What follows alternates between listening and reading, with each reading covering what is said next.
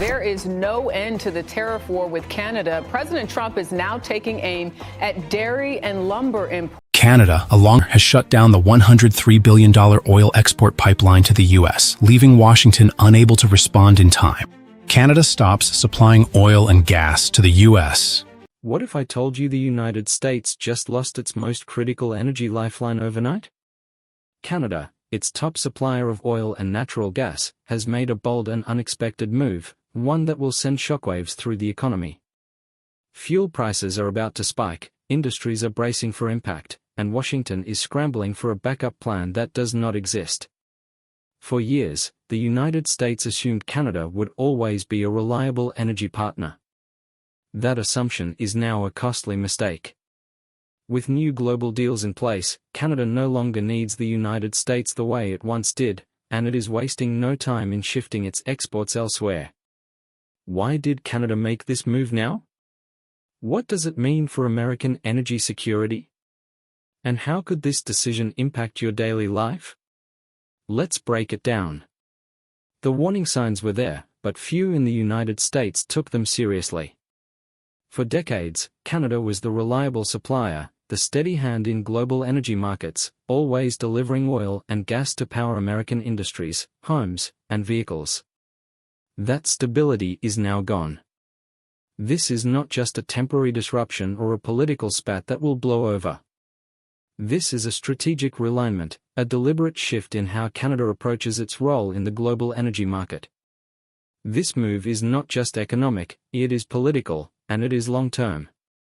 Canada is not just stepping away from the United States, it is stepping into a new era of energy independence, one where its economy is no longer tethered to American policies and trade agreements.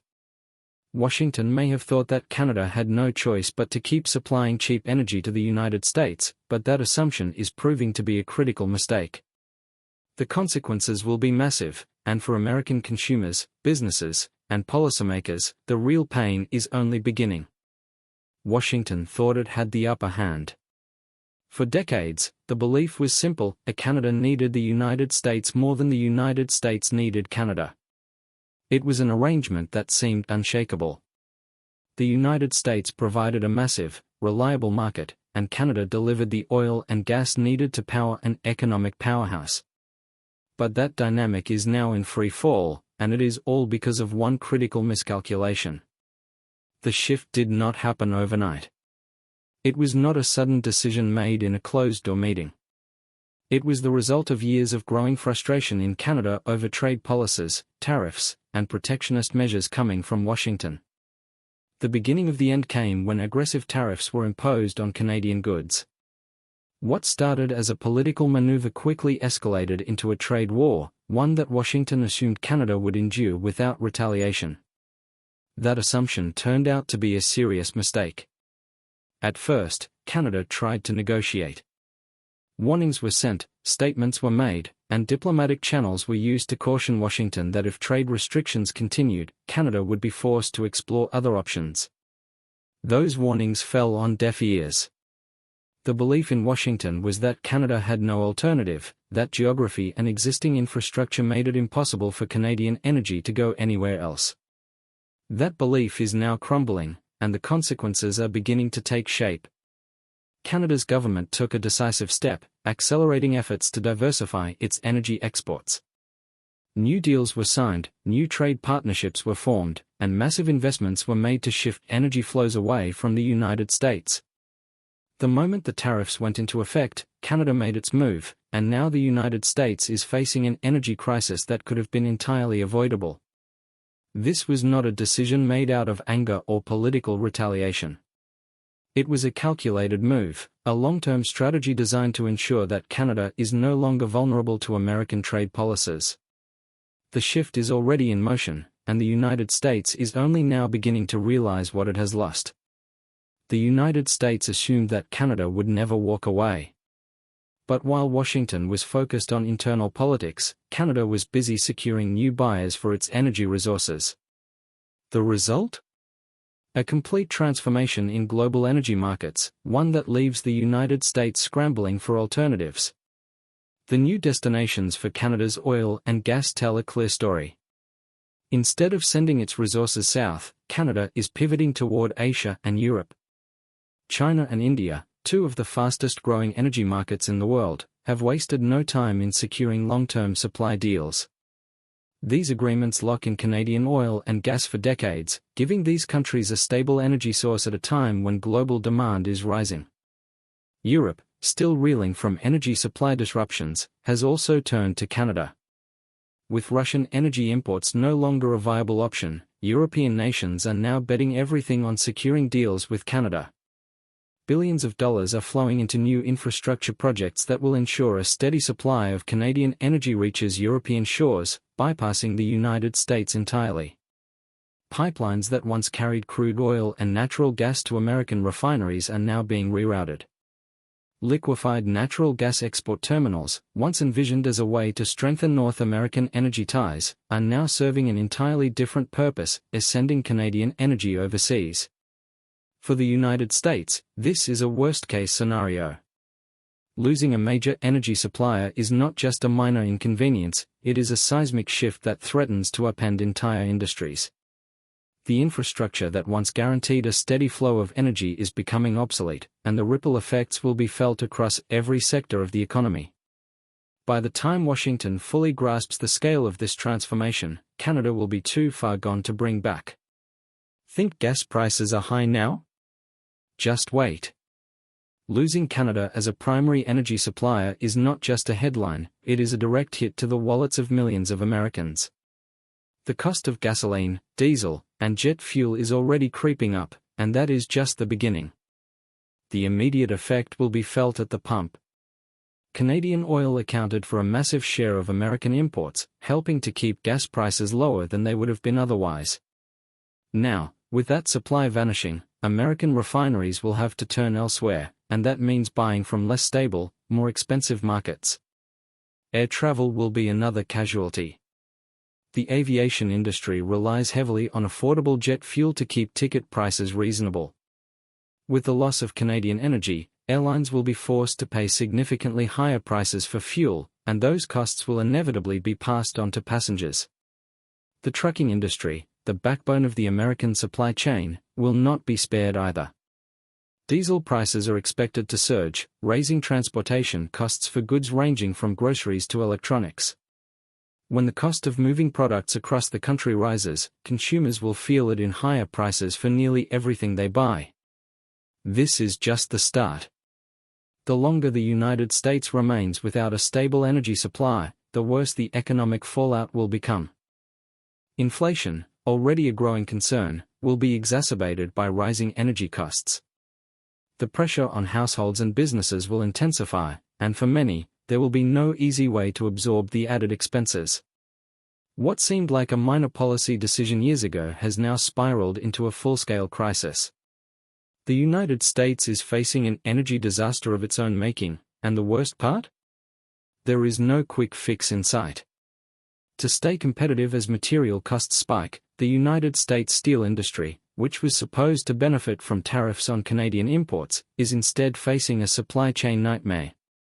Prices are rising faster than anticipated, and manufacturers are left with fewer options. The food industry is another casualty of the crisis. Meat packing plants, dairy farms, and frozen food producers rely heavily on electricity and fuel for refrigeration, processing, and distribution. As energy costs skyrocket, many companies are being forced to pass the burden onto consumers. Grocery store prices are climbing, making basic necessities more expensive for families across the country. The worst part is that there is no clear end in sight. Unlike temporary economic downturns that can be reversed with policy changes or stimulus packages, this energy crisis is structural. It requires massive infrastructure investments, trade negotiations, and energy policy reforms that take years to implement. For workers in these industries, that means the threat of job loss is very real. For companies, it means making tough decisions about layoffs, price increases, and even potential relocations to countries with more stable energy supplies. As the United States faces the harsh reality of its reliance on foreign energy, the focus shifts northward. Canada, once seen as merely a convenient supplier, is now emerging as a dominant force in the global energy market. While Washington scrambles to fix the crisis, Canada is capitalizing on the moment. Canada's master plan, how it became an energy superpower overnight. Canada is not just moving away from the United States, it is solidifying its place as one of the most powerful energy exporters in the world. While the United States struggles to cope with the loss, Canada has been busy securing billion-dollar trade deals with Europe and Asia. These agreements are not just about diversifying trade, they are about reshaping global energy dynamics. Massive investments in liquefied natural gas, oil infrastructure, and renewable energy projects have positioned Canada as a leading supplier in multiple sectors. Countries that once depended on American energy are now looking to Canada for stable and affordable alternatives. European nations, desperate for new suppliers after cutting ties with Russia, are fast-tracking agreements with Canadian energy companies. Asian markets, particularly China and India, are locking in long-term contracts that will ensure a steady flow of Canadian resources for years to come. Unlike the United States, which is dealing with internal divisions over energy policy, Canada has embraced a clear and unified strategy. The government has poured resources into infrastructure development, ensuring that pipelines and export facilities can handle increased demand. Investments in renewable energy are further strengthening its position, giving Canada leverage not just in oil and gas but in hydro and wind power as well. For decades, Canada was viewed as a secondary player in the global energy market, overshadowed by the dominance of the United States. That is no longer the case. Canada is now in control of its own destiny, and the rest of the world is taking notice. The United States, once the leader in North American energy, is now watching as its closest neighbor takes center stage. While Washington debates its next move, Canada is moving forward with confidence. The shift is not temporary, it is permanent. The question now is whether the United States can find a way to adapt or if it will be left struggling in the wake of a new energy era. Can the United States find a way out? Here are its only three options. The United States is now at a crossroads, and none of the choices ahead come without risk. The loss of Canadian oil and gas has created a supply vacuum that cannot be ignored. Without immediate action, energy prices will continue to rise, industries will struggle to remain competitive, and global influence will weaken. Washington has three options: repair relations with Canada, increase domestic production, or seek new suppliers. But here's the real problem: every path comes with massive consequences. The first option seems obvious: rebuild the energy relationship with Canada. For decades, Canada provided the United States with a reliable and affordable energy supply. Restoring trade agreements could stabilize fuel prices and secure long-term economic security. However, this is easier said than done. The damage is not just economic, it is political. Canada's leaders have spent years diversifying their markets, sealing billion-dollar deals with Asia and Europe. Their energy exports are no longer dependent on one customer. Even if the United States lifts tariffs and offers new incentives, there is no guarantee that Canada will prioritize American buyers again. Energy flows where demand is highest and where trade conditions are most favorable. The United States may find itself in a position where it is no longer Canada's most valuable partner. If diplomacy fails, the next option is to ramp up domestic energy production. The United States has vast oil reserves, particularly in Texas, North Dakota, and the Gulf of Mexico. Expanding drilling operations and accelerating liquefied natural gas production could reduce reliance on foreign suppliers. But this comes with significant trade-offs. Infrastructure projects take years to develop, environmental regulations are tightening, and oil companies remain cautious about long-term investments. Even if every restriction were lifted, the immediate impact on fuel prices would be minimal. Domestic oil production is already operating at high levels, and any significant expansion would require both financial and political backing that may not be available.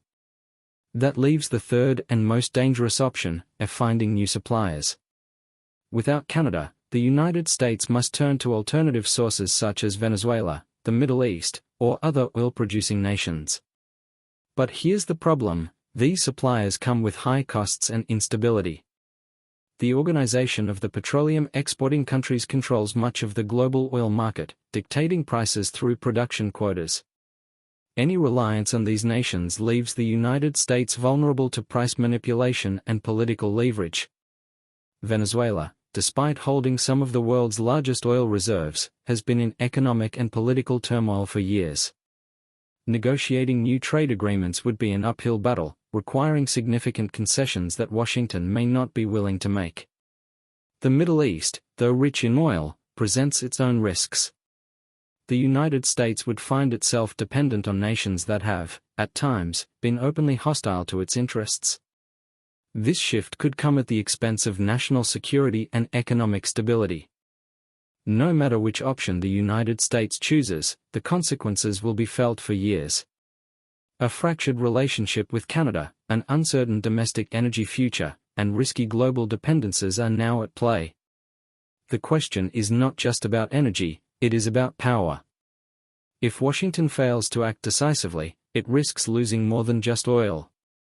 It risks losing its position as a dominant force in global markets.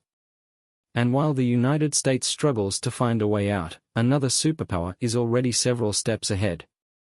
China's energy grab, how it's using this crisis to gain power. China is playing chess while the United States is still playing checkers. As Washington scrambles to respond to its energy crisis, China has been methodically securing its position as the world's next energy superpower. The shift away from Canadian oil has not just hurt the United States, it has created an opportunity for Beijing to take control of global energy markets. And China is not wasting a second. For years, China has been quietly stockpiling oil, natural gas, and coal, preparing for exactly this kind of supply disruption. Unlike the United States, which has relied on decades of energy stability, China has always operated with a long-term strategy. It has invested heavily in new trade routes, alternative fuel sources, and strategic reserves. The result? While the United States is losing access to Canadian energy, China is locking in billion-dollar deals that will secure its supply for decades. One of the most significant moves China has made is its direct partnership with Canada. While the United States assumed it would always be Canada's primary energy buyer, Beijing stepped in with better offers. Canadian companies, now free from dependence on the American market, have shifted exports to Chinese refineries. This gives China an enormous advantage: access to stable, high-quality fuel supplies without the political instability that often comes with energy dependence on the Middle East. But China's energy dominance does not stop with Canada. It has also been aggressively securing deals with Russia, the Middle East, and Africa, diversifying its supply chain far beyond what the United States has achieved. This strategy makes China nearly immune to Western sanctions and market fluctuations.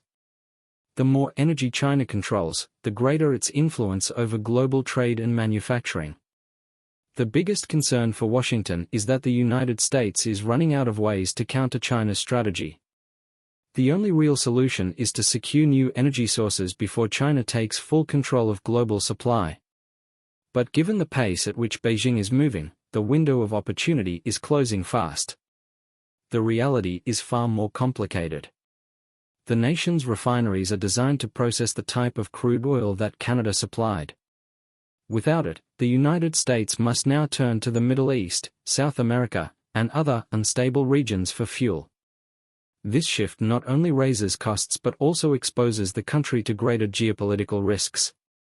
If one of these new suppliers experiences conflict, sanctions, or production cuts, energy shortages could become even worse. The long-term consequences are clear. The loss of Canadian energy is not just a temporary setback, it is a fundamental shift in global power. Canada is forging new alliances, strengthening its economy, and securing its place as a dominant player in the energy market. Meanwhile, the United States is left scrambling to find alternatives, facing higher costs and greater economic uncertainty. With every passing day, the gap between energy security and energy crisis grows wider. The question is, can the United States adapt before it is too late?